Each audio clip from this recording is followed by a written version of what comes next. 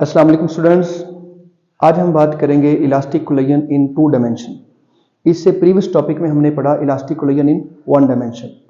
जब आपके पास दो स्मूथ बॉल्स हों और उनकी कोलिजन आपस में हेड टू हेड कोलिजन हो तो वहाँ पे वो आफ्टर कोलिजन दोनों बॉल्स जो हैं वो एक ही डायमेंशन में मूव करते हैं।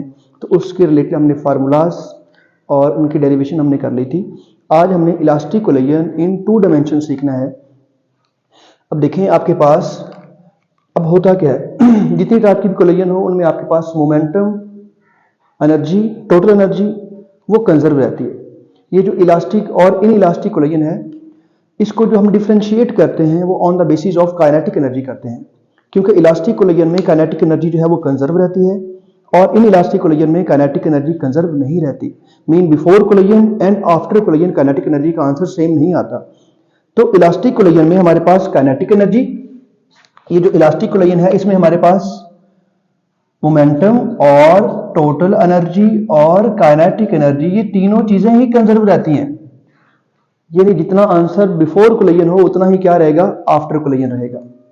तो आज का जो हमारा टॉपिक है वो है इलास्टिक कोलिजन इन 2 डायमेंशन।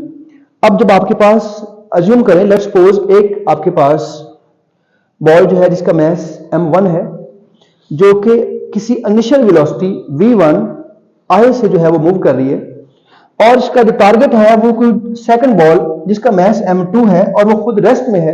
रेस्ट में होने की वजह से उसका जो इनिशियल वेलोसिटी है वो बेटा आपके पास 0 हो जाएगा। मीन ये जो सेकंड बॉल है ये रेस्ट में है, जो फर्स्ट बॉल है वो यहां पे क्या कर रही है, मूव कर रही है किसी इनिशियल वेलोसिटी v1 आई के साथ। अब होगा क्या, क्योंकि सेकंड बॉल यहां पे रेस्ट में है, फर्स्ट यहां पे मूव कर रही है और ये जाकर टारगेट के साथ क्या कर जाएगी, स्ट्राइक कर जाएगी। अगर तो ये इन दोनों की striking just purely head on head collision हो तो ये जो मोशन होगी आफ्टर कोलिजन दोनों बॉल्स की वो 1 डायमेंशन होगी। लेकिन अगर ये purely head on head collision ना हो, ये किसी एंगल के साथ इसके साथ स्ट्राइक करे, स्लाइटली डाउन और स्लाइटली अप, तो होगा क्या, ये दोनों बॉल्स किसी एक एक्सिस पे मूव नहीं करेंगे। क्या होगा, ये एक एक्सिस पे मूव करने की बजाय ये eight an angle like m1 m2 के साथ स्ट्राइक करेगा। तो m2 purely on x axis move नहीं करेगा, बल्कि क्या होगा, m2 किसी एंगल थीटा पे जो है वो क्या कर जाएगा, अपवर्ड मूव कर जाएगा। लाइक आपके पास ये अपनी ओरिजिनल लाइन के साथ जो एंगल यहां बनाएगा, आप जो m2 है उसके साथ हम 2 लगा देते हैं और जो m1 यहां पे अगर अज्यूम करते हैं कि m1 यहां पे स्लाइटली बिलो यहां पे उसको हिट कर रहा है तो m1 ऊपर चला जाएगा और m1 यहां पे जो है वो डाउनवर्ड जाएगा। और ये कोई एंगल जो है यहाँ पे m2 की, ये आपके पास लेट्स सपोज m1 है और ये आपके पास m2 है, तो m2 जो एंगल बना रहा है वो θ2 कह देते हैं और जो m1 यहाँ पे मूव करके जाएगा, जो पहले m1 जिस लाइन के ऊपर मूव कर रहा था उसी के साथ जो एंगल ये बनाएगा एक्स एक्सिस के साथ, उसको बेटा हम m1 की वजह से का नाम भी क्या रख देते हैं, θ1 रख देते हैं। अब देखें आफ्टर कोलिजन ये किसी एक लाइन पे मूव नहीं कर रहे बल्कि ये 2 डायमेंशन में जा रहे हैं। अब देखें तो ये जो मास है m2 इसका मोमेंटम भी ऑन एक्स एक्सिस भी आएगा और ऑन वाई एक्सिस। सिमिलरली ये जो m1 है, हम ये नहीं कह सकते कि m1 जो है उसकी motion purely on x axis है या प्योरली ऑन वाई एक्सिस है, बल्कि वो किसी एंगल θ1 पे है। अब जिसकी वजह से क्योंकि मोमेंटम एक वेक्टर क्वांटिटी है, उस वेक्टर के 2 कंपोनेंट होंगे, एक कंपोनेंट आपके पास हॉरिजॉन्टल डायरेक्शन में आएगा और एक वर्टिकल डायरेक्शन में आएगा।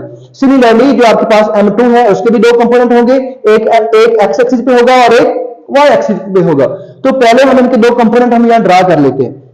ये जो आपके पास m2 है, m2 के जो कंपोनेंट है उसको मैं यहां रेड मार्कर से ही ड्रा करता हूं। बेटा आपने इससे पहले सीखा एक वेक्टर को उसके 2 कंपोनेंट में रिजॉल्व करना सीखा। जैसे आपके पास फॉर एग्जांपल अगर आपके पास बेटा ये कोई फोर्स है और ये किसी एंगल थीटा पे यहां पे एक्ट कर रही है, तो ये फोर्स ना तो प्योर एक्स एक्सिस पे है ना ही प्योर वाई एक्सिस पे है, बल्कि इसके 2 कंपोनेंट बनेंगे, एक हॉरिजॉन्टल कंपोनेंट और एक वर्टिकल कंपोनेंट।